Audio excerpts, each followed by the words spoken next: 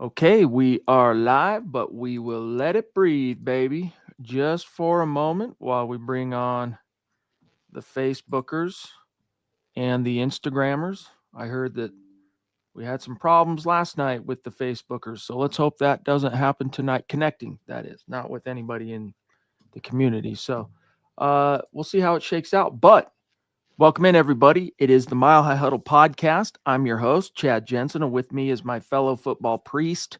You know him, you love him, Zack Kelberman. Zack, not a ton of news that's really shaken out the last few days, but there are still multiple angles of and levels, really, of takeaways that we have yet to fully examine from Sean Payton, George Payton.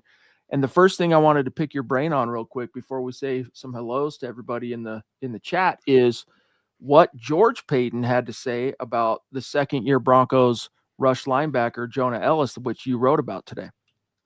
Yeah, basically, I put in the first paragraph there, Chad. It was like a overt expectation that Ellis needs to follow the Nick Benito career arc. And he even said, George Payton did, look at Nick Benito. No one thought that in 2023, the next season, he'd be an all-pro Pro Bowler. And he has a point there. Benito had 8 sacks in 23. He had 13 and a half last season. Ellis, though, it's almost came off like Ellis was lackluster last season, though, Chad, where I felt he was really good in his position. He had a bunch of quarterback pressures and sacks, pass deflections, despite playing behind 2 entrenched starters. So it was George Payton giving him that confidence boost. He also said that you can't be patient forever. So it's a pretty firm expectation to me that Ellis needs to, at least rise up and show that he's taken a leap forward in 2025. I'm going to see if I can find it here, but I recall on the season in review that the Broncos sent us following the playoff loss.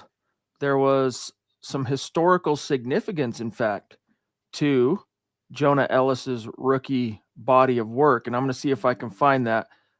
It's not jumping out like, well, actually, I'm getting a little bit closer. Let me see if I can find it. Rookie class. Okay, so here you go.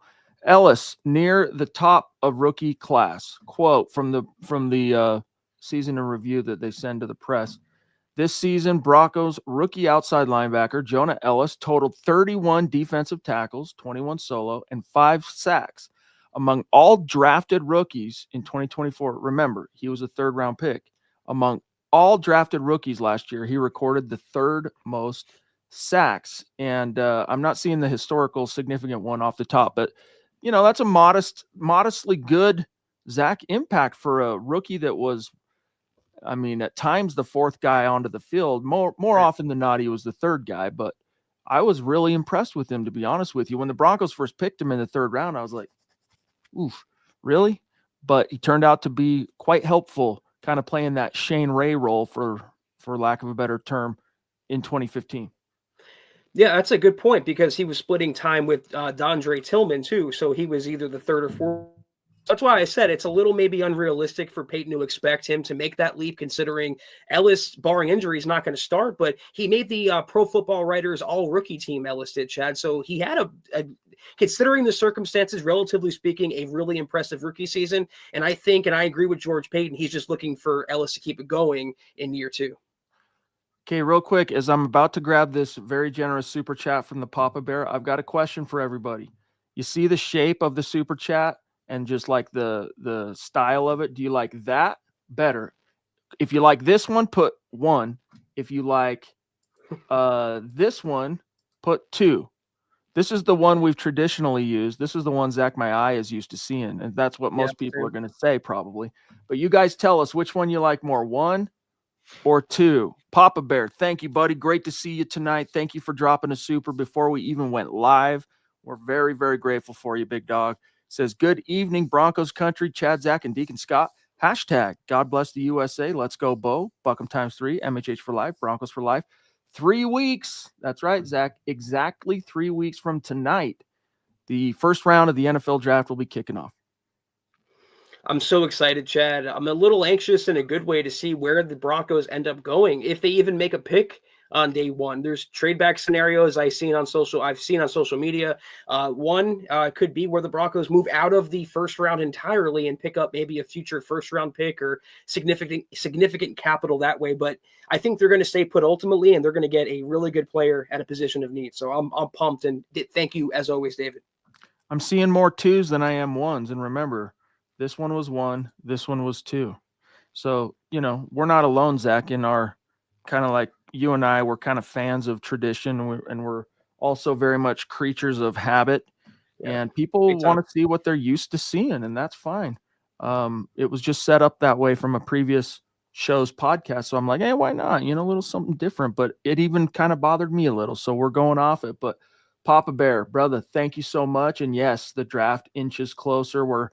It's 3 weeks out, but boy, oh boy, it'll be here before you know it. Sam Bam, brother, also jumping in early. Thank you so much, Sam, as always. Before we went live. So cool, man. Great to see you tonight, Sam. Thank you, buddy. He says, evening, guys. 3 weeks now till the draft.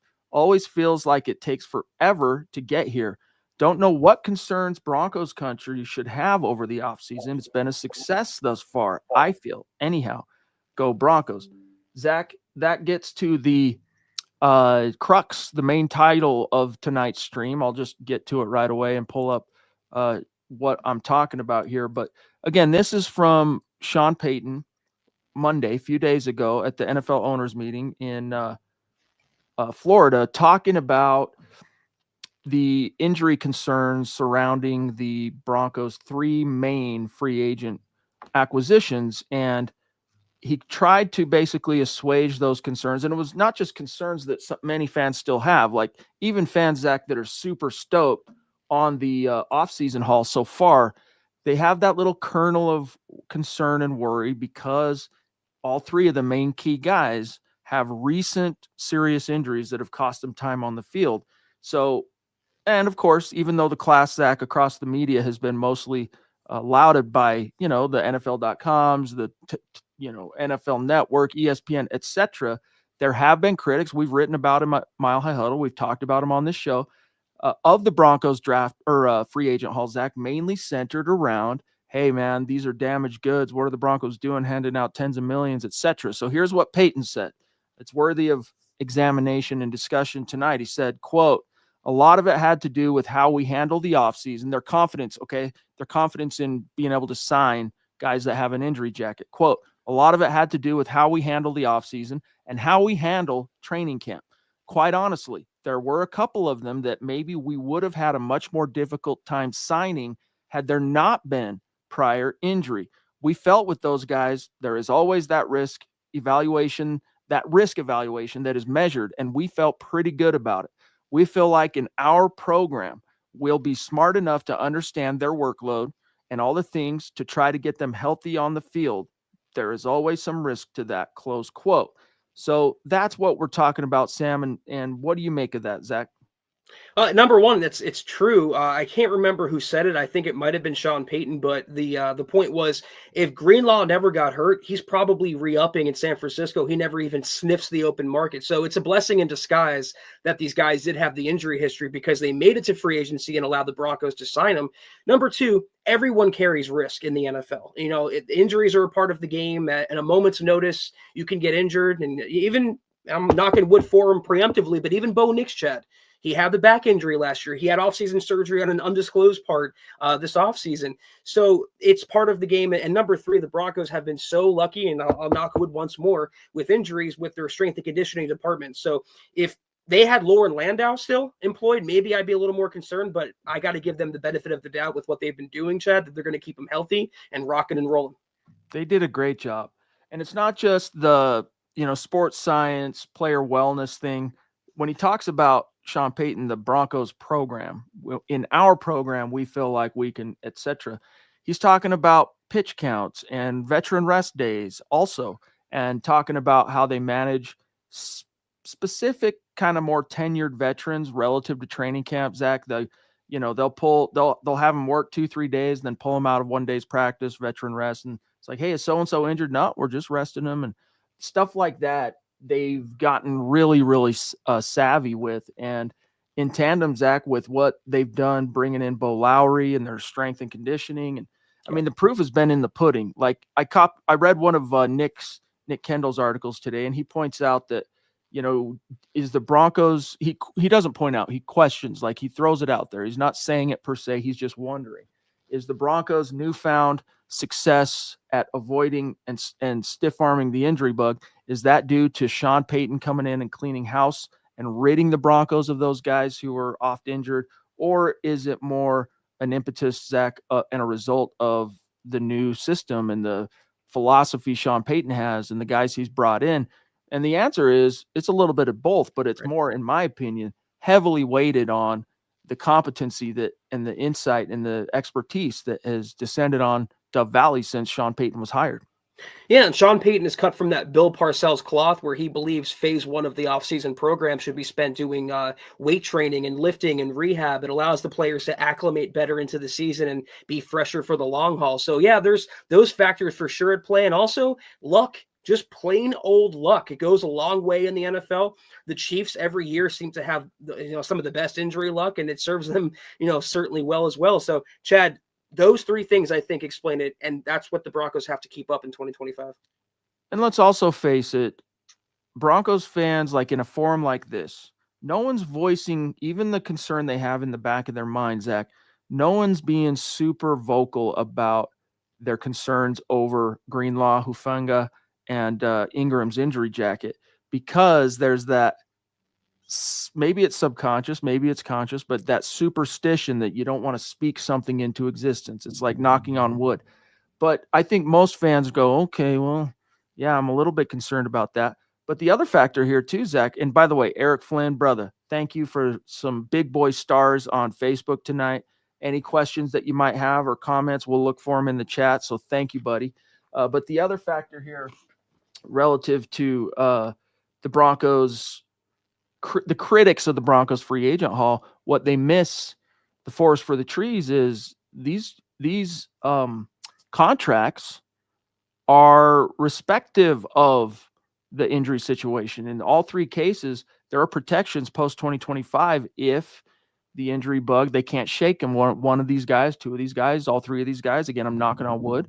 The Broncos did not overpay for any of these guys. And that's another thing he's kind of hinting at in that quote I read, which is, hey, if some of these guys don't have the injury jacket they do, we might not be calling them or welcoming them in now as Broncos. They would have been going to a much higher bidder somewhere else. They would have been commanding a lot more money than we were necessarily in a position to pay. You mentioned all the fans that are superstitious and just hoping and praying that they don't get hurt because they had PTSD. Well, I believe what resists persists, Chad. So if you keep that out there and if you keep having that thought and giving it that energy, well, it's going to happen more than likely. So just enjoy these players for what they are. Enjoy the fact that the Broncos defense got a hell of a lot better than they were when the season ended at Buffalo. And we have to have confidence, and they probably will keep both those players healthy. We have Tucson Phil McLaughlin checking in. What is up, brother? Great to see you tonight. Thank you for the stars, my friend. He says, good evening, Chad, Zach, and Deacon Scott. Would you guys be okay if we pick Derek Harmon at number 20 overall, hashtag Buckham, MHH for life, Broncos for life? Now, before, Zach, we kind of get to our answer on this, in Nick Kendall's 3-round mock draft, which he dropped today, so he and Eric rotate Monday, mock draft Monday, they've coined it, of course. Eric drops a 7-round mock. We've been doing it for the last 2 months. And then Nick on Thursday drops a 3-round. So that happened this morning. Nick's, I think, version 9.0 or whatever.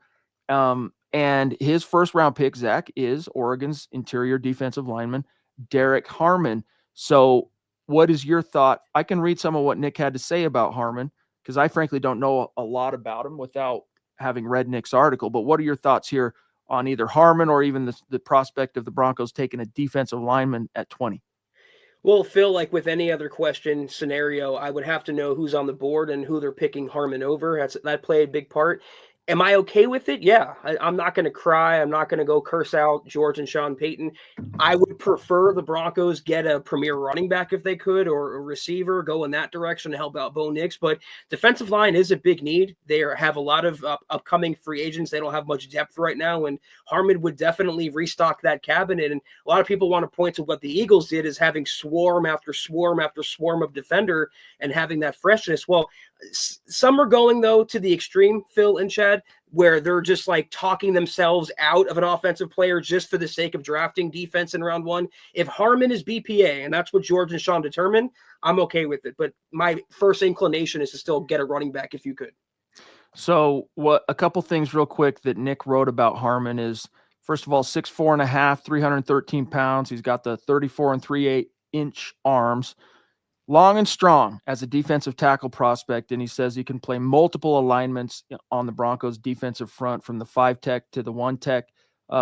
And the last thing to kind of sum it up, Zach, he says, quote, Harmon's combination of scheme, alignment versatility, size and length, backfield havoc, and burst upfield make him a very intriguing fit for the Broncos, who could be looking to add more talent, length, and versatility across a defensive front that was already very talented should he fall to pick 20. So there you have it, Phil. This is a guy that's going to go in the first round. And so the Broncos, Zach, it's a lower key. It's kind of a more slept on possibility from the Broncos country zeitgeist, but defensive line is very much in play at 20, because not just the recency bias of Philly's success against the Chiefs in the Super Bowl, but it is, their free agent moves freed them up to do whatever they want to do in the draft, because it is so deep at running back. It is so deep at tight end. They can do whatever they want in the first round.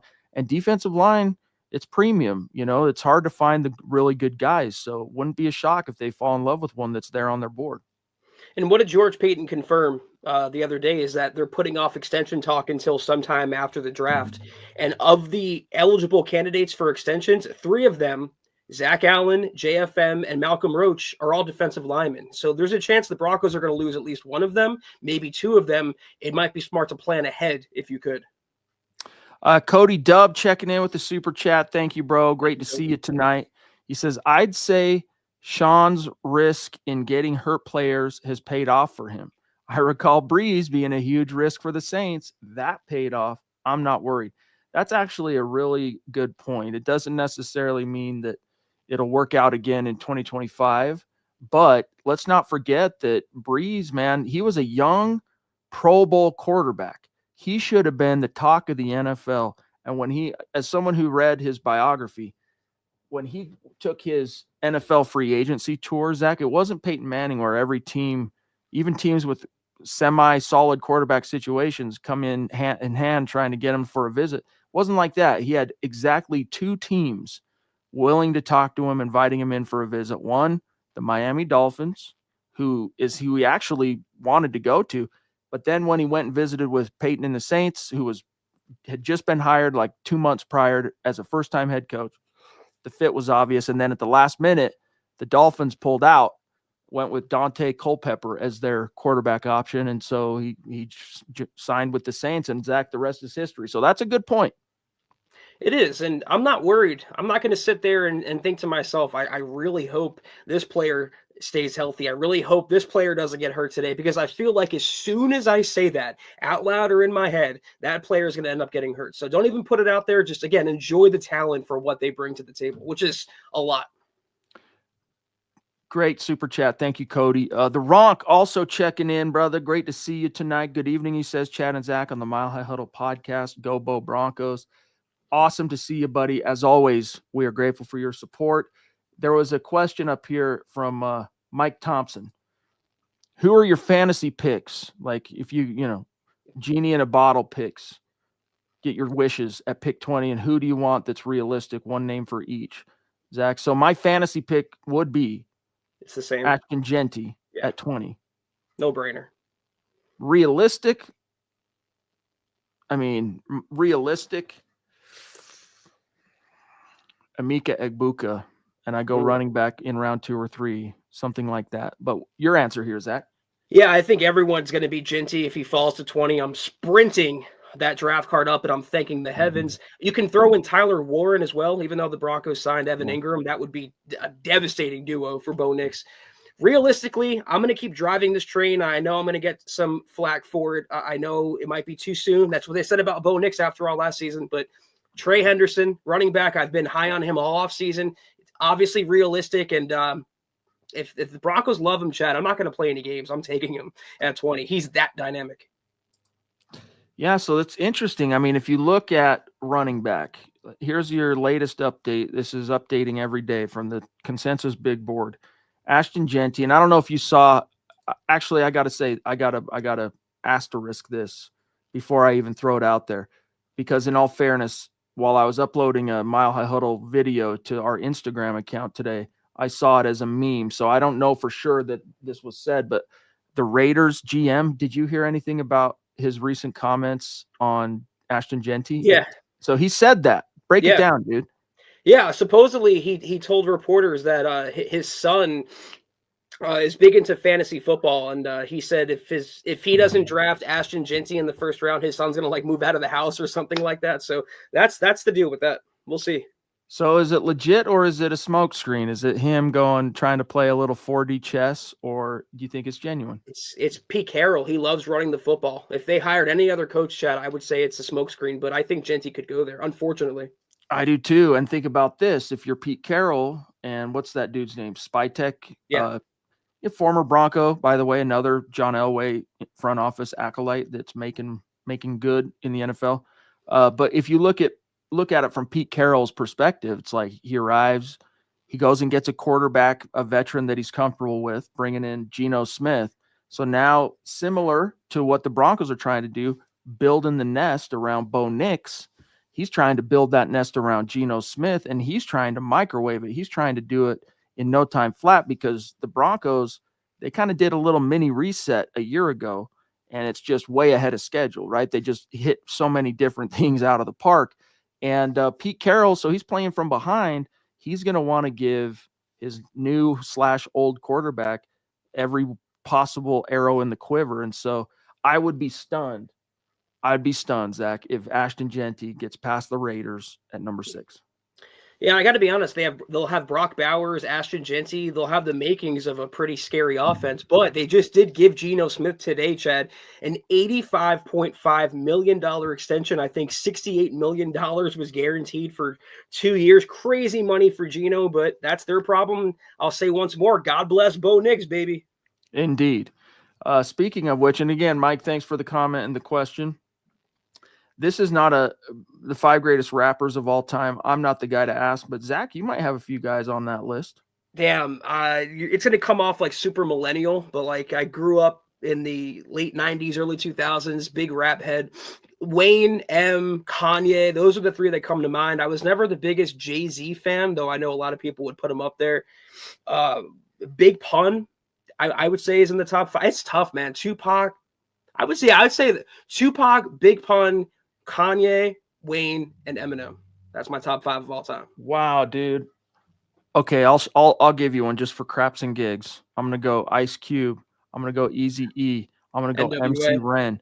I'm gonna go even though it wasn't exactly his forte, I'm gonna say Snoop. Well, I'm gonna say Dre and Snoop Dogg. Is that 5? There you go.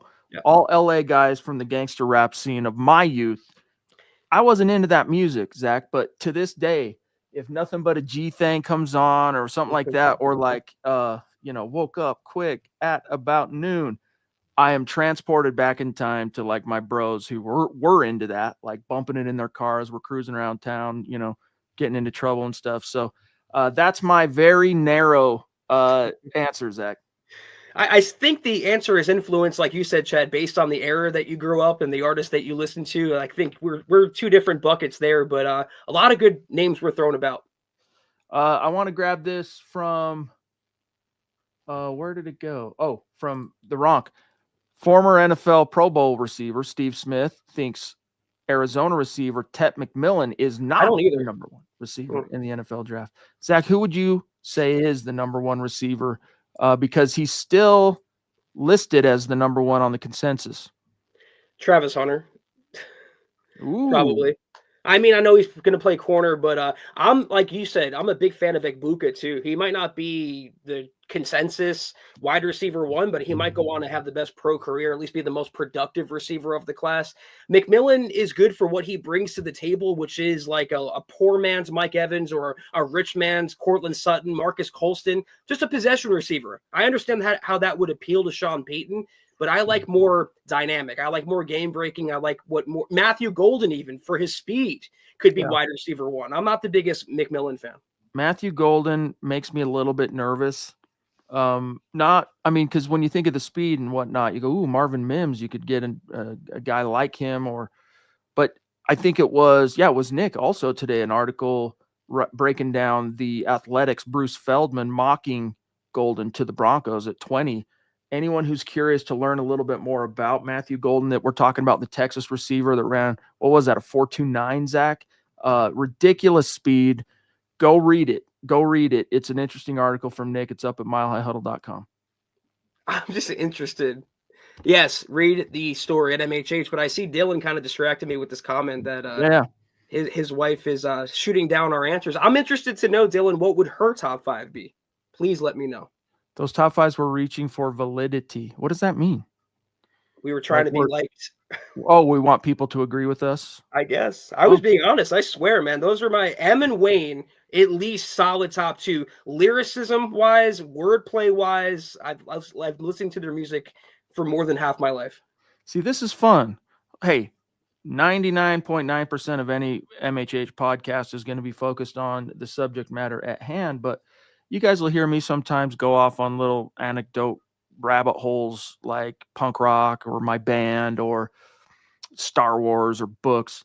Every once in a while, it's fun to hear from Zach. Obviously, he's got a passion and interest. So when I saw that, I was like, let's throw that up too from Thompson and let Zach break down his rappers. I don't think Zach could possibly care any less about what anyone in the chat, whether they agree with his take or not, but for what that's worth, my friend. Yeah, no, I mean, I'm just being true to myself. But again, Dylan, I love to know what you believe are the top 5. So it is a fun topic, for sure. By the way, Mike Thompson's saying it was a Chappelle joke. Dylan. You don't ever watch Chappelle's show, Chad? I mean, a long time ago, dude. But I wasn't a big connoisseur. Like, I didn't any Chappelle stuff I see from the show now is like when I'm thumbing through reels, trying to get like tired at night on YouTube. Every once in a while, I'll get served up something Chappelle, but funny stuff. But I'm not that knowledgeable about it. It was I binge watched that. I was in high school when it came out, so everyone was talking about it, and I love that show. I spit hot fire. We've got Sentinel Supreme, the ultimate Transformer turncoat. Wasn't he one of the bad guys that was supposed to be like a Autobot OG, and then he turns bad in one of the... Yeah, we're going off the rails tonight. I don't know. So what, dude? It's April 3rd, bro. Fun. I love it. Howdy, he says, Sentinel, hey, thank you for joining us, buddy. Yeah, thank you for the super. He says, hey, howdy, hey, Broncos country and MHH priests over on YouTube to show and send some support. This team needs a running back that can be the difference maker in games. Be this Broncos era's Terrell Davis, hashtag take back the West. Yeah, that is a mandate, man, because you took steps forward last year. You won 10 games, but you still finished 3rd in the AFC West. Let's be frank about that. So a running back, Zach, is clearly the missing component as it currently stands. If they had to go to war tomorrow, that's a liability. So Ashton Genty, he's going to probably go at 6. The next few guys here, Zach, I'm just throwing these names out for everybody. Omarion Hampton is the next guy that's pretty much a consensus first-round pick. Then Trey Henderson at Ohio State, who sometimes you'll see him in the first. More often than not, he's basically viewed as an early second-round guy. Then his backfield mate, Quinshawn Judkins at Ohio State, is the 4th guy, followed by Iowa's Caleb Johnson, who's kind of a big Audric more talented, but like an Audric Estime power back type dude. Cam Scatterbo, Arizona State, and then the guy I really like, Tennessee's Dylan Sampson. So that's your 1, 2, 3, 4, 5, 6 top 7 backs. And what's crazy, Zach, is as I continue to scroll down this depth, it's not a depth chart, but this big board listing rankings, I should say, of running backs. I mean, these names, dude, DJ Giddens, Damian Martinez, Bayshul Tootin, RJ Harvey at UCF, Jaden freaking Blue, Devin Neal. Jaden Blue, Devin Neal, Trevor Etienne, Jarquez Hunter. Your boy. That's my like. I think he's going to end up, Zach, being drafted a lot higher than people think. By the way, Jarquez, even Brashard Smith, like Marcus Yarns, Joquavius Marks, Woody, LaQuint Allen. There are so many names in this class, and that's why when George Payton was saying, "Hey, there's chooser's delight from round 2 to round 6," that's what it is, man. This is going to be. It has a chance to be a mythical class. Now, the guys that get drafted, though, they're going to have to go on to do some things that rival the 2008 class. But that was viewed as the last great running back class. Like in terms of most classes, Zach, running backs are very top heavy, right? There's that first 2 or 3, maybe on a good year, 5 guys, and then off a cliff it goes. This year, man, and in 2008, it was deep throughout the draft. This year rivals that. Yeah, it's far and away the biggest need. If you don't believe us, look at any mock draft or national talking head. They all say running back is the most glaring and only real need left on the roster. And I'm going to just follow. We can't really follow what they do yet, Chad, because the draft isn't here, but we can follow what they say. And what George Payton said the other day was he grouped the running backs into buckets. It might have been Sean. It was one of them. He said there's your power backs, your speed backs. And then he said, interestingly enough, there's a few of those 3-down game-changing elite backs. And I don't know who he thinks is who, but that's who I want the Broncos to get if possible. And that's why when you ask me about defensive line, would I be okay with it? Yeah, but if you can really get one of those 3-down game changers, and this is Robot, by the way, Sentinel Supreme, so Robot of Doom, appreciate it. This is why you put that elite talent in the backfield. That offense is set, baby. So hold on a sec. This is interesting while we're still on the subject, because I'm also seeing guys like Dave over on Facebook saying, "Yo, I don't see the hype about Hampton," and even some of you might even be questioning why I'm still a sucker, as it were, for Jarquez Hunter, who's like 20th or something ranked back. Don't worry, Todd, Mike, we're gonna get to you 1 second. And by the way, Mike says real quick, Zach, here's a super chat. Zach earned it. Thank you, bro. So somebody at least liked the list. Or the Chappelle Show reference. Exactly. So you got the list and the reference.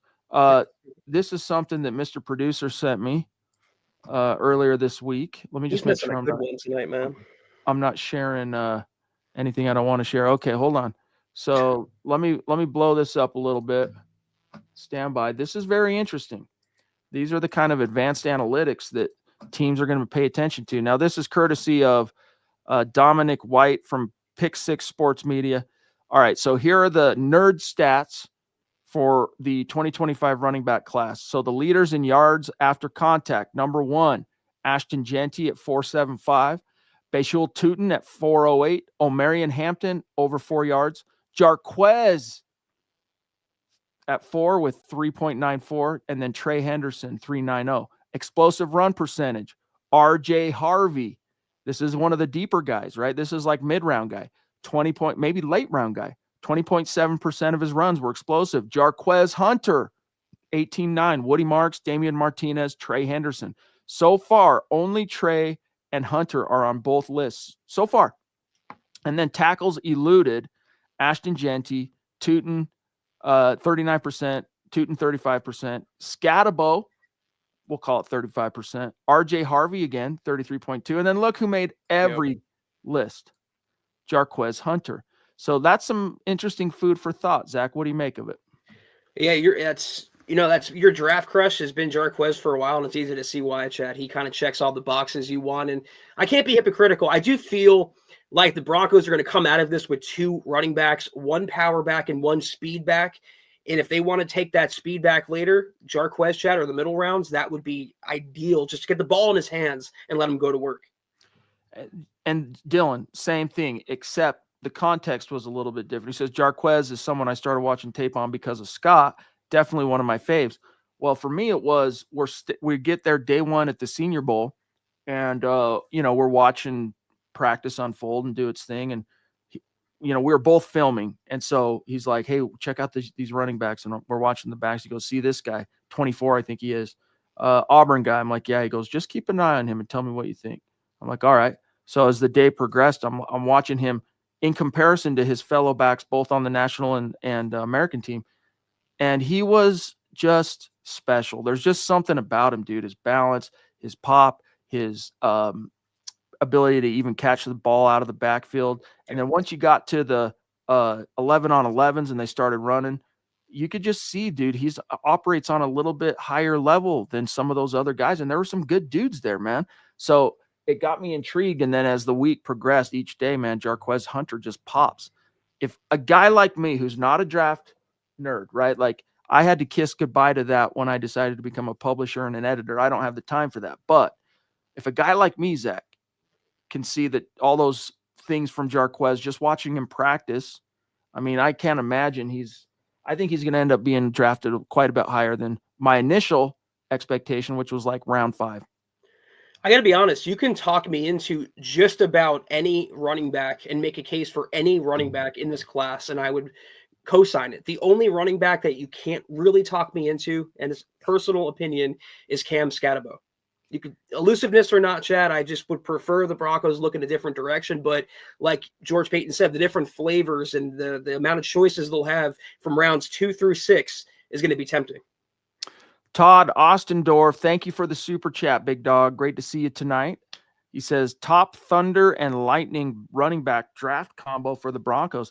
Well, you know what? Easy one. This is low-hanging fruit. Ohio State's tandem are a great example of Thunder and Lightning in Henderson and Judkins. So there's one easy one for you, Zach. Do you have anything else for Todd? Oh man, maybe Caleb Johnson and Trey Henderson. I think that would be a nice combo. Sure. That'd be very versatile too. So that'd be my answer. Trey's though, see the common denominator is the guy that I really want the Broncos to go after, man. Well, even let's say, for example, you don't take one and you don't get it back in the first round. Your value's not right, or Hampton's gone, or whatever. Same for second round. You get to the third round, a Thunder and Lightning would be like a Scatabo as the Thunder, Dylan Sampson as the Lightning. And you can kind of do that through each little section of each little stretch of the draft. It's just such a deep class. But that's a good question, Todd. Thanks, buddy. Yeah, you can also throw in, I just had it. Maybe like Devin Neal and Jaden Blue. That'd be a nice combo for the Broncos. I mean, if you're talking Lightning, you got to include in those equations Jaden Blue at least at some point. You know, the big knock on Blue is the fact, two things on Blue. Big time fumbling issues. His fumble rate is actually quite alarming. And the fact that this is something that Eric has hammered on quite a lot. In fact, I'm going to see if I can find this just to paint the picture, because it's easy to get totally suckered in and intoxicated by a running back running, in the low 4.3s, but you got to keep in mind a few things. So Blue at his pro day ran a 4.38 at his pro day. He was said to have sub 4.3 speed, but he ended up being clocked at his pro day at 4.38. All right. And then the other factor is touches. So I'm going to quote Eric here. When you look at NFL success through the prism of total collegiate touches, in other words, the amount of touches a running back has in college before he gets to the pros, there's a sweet spot of around 400 to 750, with hardly any success among running backs who ever had under 400 touches in college. There is more success among those with the over 400 mark, but the under 400 mark is what matters with Blue, because he has 270 total touches, which counts, rushes, receptions, and returns in college. So that combines, Zach, with his fumbling rate. Real quick, here's his fumble rate. There's no upper limit that teams look for in terms of a fumble rate, but the lower limit, the lower threshold where they say no mas, can range from one fumble every 80 touches to one fumble every 100. Blue comes in with one fumble, Zach, every 30 touches. So that's going to hurt his stock no matter how damn fast he is. And he'll end up being a later round pick because of that, despite his speed. Yeah, that's what I was going to say. It's like if he was a first round prospect, that'd be for sure worrying. But if for a fourth rounder, let's say, if you want to take a flyer on Jaden Blue, you can teach fumbling out of him. You can coach that out of him, and you just be getting the speed and what he brings to the table. He's one of my, more favorite running backs based on talent alone in this class. Definitely talented. Can you get him to hold on to the dadgum ball? That's the key with Jaden Blue. David Robinson jumping in with the super. Thank you, pal. Says you guys haven't talked about Caleb Johnson much, the Iowa running back. I was super impressed by his highlights. Seems like he would fit well in a Sean Payton system. I think he would as the, Mark Ingram, right? You would still need a Alvin Kamara or like go back in time. There's different versions of that same equation in the Sean Payton scheme. But he would come in and basically right away supplant, kind of push Audric Estime down the depth chart is what Caleb Johnson would do. And what I would suggest, David, I mean, if you're really into the draft, Mile High Huddle has the two best draft guys in all of Denver media in Nick Kendall and Eric Trickle. They're writing about these prospects every single day. And on the subject of Caleb, there was an article Eric published yesterday titled Iowa running back leaks meeting with Broncos. So this one flew under the radar. Nobody reported on it. And then Caleb Johnson posted on his Instagram story a picture of him, or a picture of inside the Broncos facility, big Broncos logo and whatnot. Basically, he's reporting it himself. I'm visiting with the Broncos on a top 30. But that article, Eric spends a lot of time breaking down the prospect and his relative fit for the Broncos. So he's an interesting guy, bigger guy, like a maybe not quite Zach, a Derrick Henry size dude, but I'm trying to remember what his measurables are here. I'm seeing if I can find it, but he's a big dude, Zach. I don't know how I feel about this pick because you'd be passing on two guys that are arguably better than him as prospects. If you took Caleb Johnson, it probably means that you're not taking Amarion Hampton, who's a better version of him. You talk about Kamara or Mark Ingram. That Amarion Hampton's closer to that than Caleb Johnson is. And if you take Caleb in the first or second, you're probably not taking Trey Henderson. That's maybe my own personal opinion. But again, there's worse you can do, and he would certainly be better than what the Broncos had. But I don't think either of our first two choices, Chad. Right. Not my first choice. I wouldn't hate it, but think about this. If you guys remember Clinton Portis, he was explosive, right? Think of all the production those 2 years he was in Denver. Obviously, he went on and still did some good things, had some good seasons in Washington, but those 2 years, like when I think back of Clinton Portis, Zach, I don't think of him as a big power back, even though if you were to judge him by his build, he would qualify for that. He was 5'11", 220. So at times he was listed at 225. All right. Caleb Johnson is 6'1", so he's 3 inches taller than Clinton Portis at 2 inches taller than Clinton Portis, and he weighs 224. So he's a big dude. Like, he kind of reminds me of a Derrick Henry light, to be honest with you. His 40 time is a 4.57, so it's in the acceptable range. It's not going to blow anybody out of the water, but he's an interesting guy for sure, David. Hopefully we answered some of that for you, but I would highly recommend keeping milehighhuddle.com daily draft stuff coming. I mean, and there's even a tab for draft. So all the stuff gets collected in the one tab at the top of the website. Just click draft, read about all these guys. It's good stuff. We got George Fox jumping in. Thank you, buddy. Good to see you on Facebook. Says, do you see us making a move on wide receiver Allen? Keenan Allen. Okay. MHH for life. Hit the thumbs up. Oh, thanks, buddy. What do you think, Zach? Now, if they were going to sign Keaton, it wouldn't have happened by now. Same with Elijah Moore, Amari Cooper. Based on what Sean Payton said, Chad, they're comfortable with the wide receiver room. They've talked to a few draft prospects. They met with them, but I don't see a signing happening before the draft. Maybe after, but not before. Sorry, guys. Mr. Producer is he had a family thing tonight, and so I got to take a peek every once in a while at Facebook on my phone to tell us which one are stars. My humble hope is one day StreamYard and Facebook will communicate the way StreamYard and YouTube do in more ways than one, not the least of which is making it easy on streamers to know which Facebook comments are stars. So if we miss one of you tonight, just know we will make it up to you. Phil McLaughlin, after listening to Sean Payton, it seems possible they may want in the third through sixth round to draft a running back. I honestly think they draft two, Zach. I think they come out of this draft with like a pick somewhere on day 1 or 2, and then one of those 6th round picks, maybe even a 4th round pick on a running back because it's not that they can't use help other places, but it's a surprisingly balanced and deep roster. Like surprisingly in the sense that Zach, that the rebuild again really started in earnest this time last year. Like the full, I mean, you could say it basically kind of started when Sean Payton got here, but it really, they committed to it fully a year ago. But their big weakness right now is running back. You got to go out and stock the shelves with, I think, a couple guys, because you look at that backfield. The only guy currently, Zach, that gives me any hope of RB1 upside, and it's very slim, is Audric Estimate. Just a little bit. Like I could see him developing into, a Mark Ingram type that can be relied on and to pick up, 4.5 yards per carry.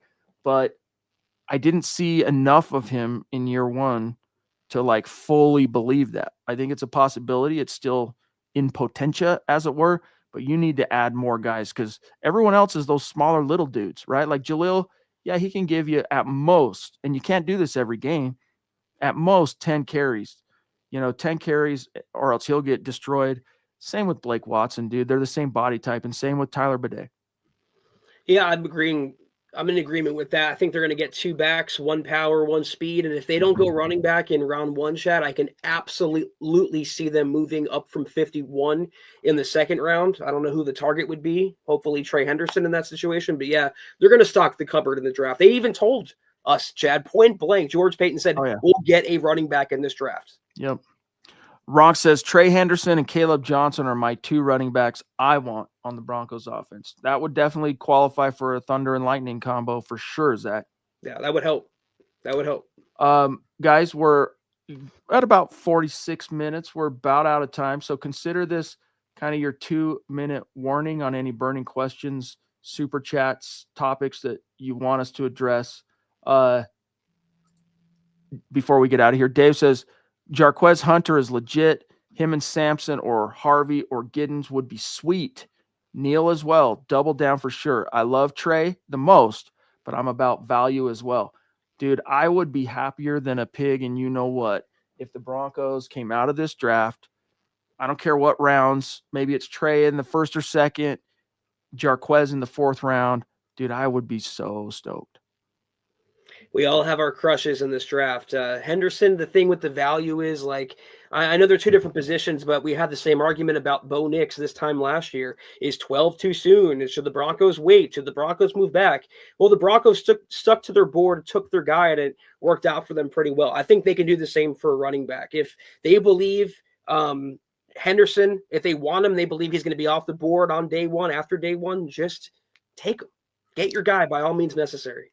Right. See, that's kind of what Todd's saying here. Henderson is my football pick for the Broncos running back. I just believe the Broncos need to either trade up in the second round or trade back in the first to get him. That is, if 20 is too rich, if you think 20 is too rich for Henderson. But that was another thing George Payton flirted with and kind of joked about on Monday was, hey, well, you're thinking about trading back at all, Mr. Payton? And he's like, I'm going to wait till day of the draft to spring that on Sean Payton, because Sean's not trying to trade back. He's trying to pick players right now. Like when they're on the clock, he wants to pick. But as we know, Zach, George Payton likes to stockpile picks. So a trade back in the first is still very much on the table. And that doesn't mean, Zach, that it would need to be like a 2012 version of how Denver traded out of the first round and took Derek Wolfe in the second. I believe it was a trade back. Either way, doesn't necessarily mean trading out of the first round completely is what I'm getting at. Yeah, I mean, ideally you can move back. I don't think he's going to last until 51. That's my own opinion. I think some team is going to get antsy. They see what he can do. He's a 3-down running back, the most explosive or one of them. If they can move down from 20 and ensure, which you can't, and you can get him at 24, 25, or wherever they move down to and still get him, that's the best case scenario. But if there's any doubt and you consider him a first round talent, if it's a few picks too early, so be it. Get your guy. William James Baker, it's great to see you, bud. He says, good morning, guys. How are you? We are well. Thank you, bud. Hello, Broncos country. I would say my ideal draft outcome is to trade back up to 5 spots and get some picks back. I feel there's enough in the class to trade back at 20, no doubt. So it's on that same theme, Zach, of a trade back. So here's what you have. You have picks in each of the first 4 rounds, nothing in the 5th, 3 in the 6th, nothing in the 7th. So from a numbers perspective, you have your 7 draft picks. It's just you're missing one in the 5th and the 7th. You don't shed too many tears, Zach, over not having a 7th round pick, especially when you have 3 6-rounders. But it would be nice to have a 5th round pick. And if you're trading back at pick 20, let's say you're trading in his scenario 5 spots back or whatever, you could probably get a mid-round pick out of that, maybe a 3rd round pick. I'm not sure the value. I don't memory bank the trade back value chart. You know what I mean? We could pull it up though.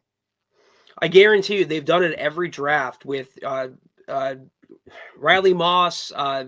Every draft, Chad, they have a player they go up and get. Marvin Mims a few years ago. I guarantee you, if they want someone in the 5th round or the 4th round even, they're going to flip some of those 6th round picks and move up. They might not move back in round 1, but George and Sean Payton are not going to sit on their hands the entire draft either. And by the way, guys, I don't want it to sound like I'm totally crapping on the Broncos running back core, because I genuinely do like Jaleel McLaughlin. It's just you have to understand he's a limited impact guy because of his size. He can't carry the load. And look, that's not necessarily any kind of eliminating factor. Sean Payton, Zach, likes to run with the running back by committee thing.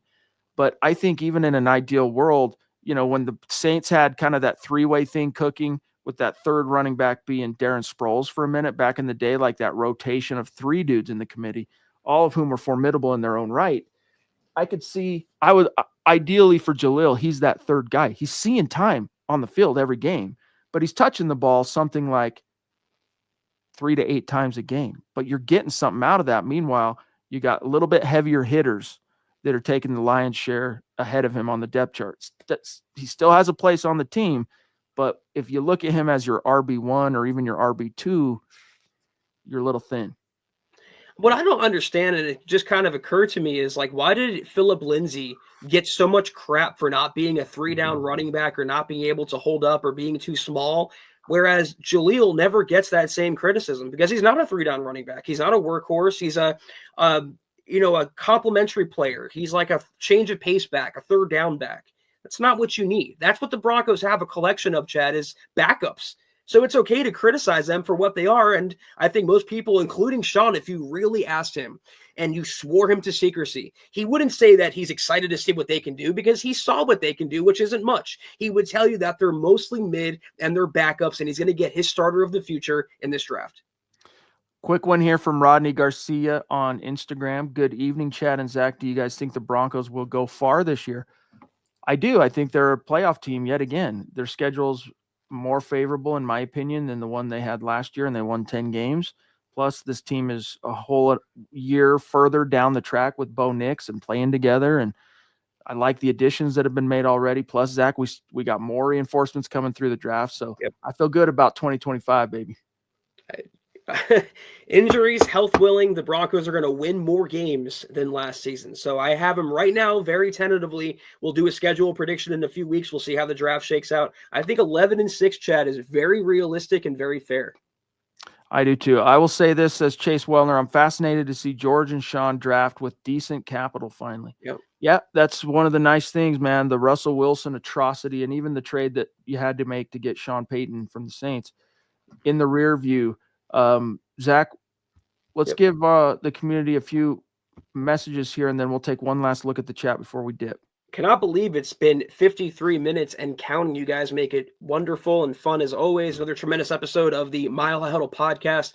If you're not doing so, please follow us on X, formerly known as Twitter, at the MHH Pod. You can follow the main account on X at Mile High Huddle, Chad at Chad and Jensen, myself at Kelberman NFL, and don't forget about Scott, our producer, at Scout Kennedy. If you guys want some merch like we're rocking each and every single podcast, check out MHHmerch.com and get you some. If you haven't done so yet, please drop us a like at Facebook.com/Mile High Huddle Pod.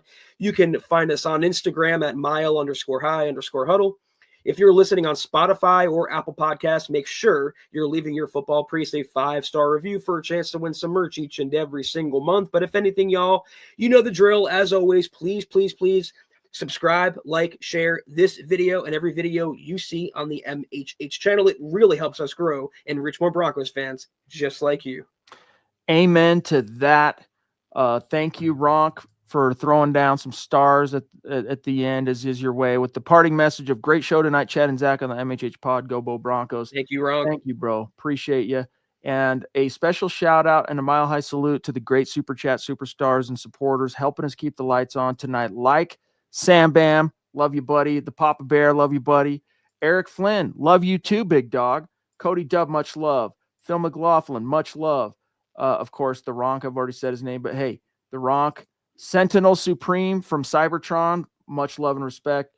Todd Ostendorf, Mike Thompson, David Robinson, and George Fox. Much love and respect, you guys. Thank you so much. We will be back in the saddle, Zach and I, Sunday night. Can't wait. Don't miss Dove Valley Deep Divers tomorrow night, Orange and Blue View Saturday night, and Zach and I will see you on Sunday. Yes, sir. Have a great start to your weekend. We'll see you Sunday. Take care. And as always, go Broncos.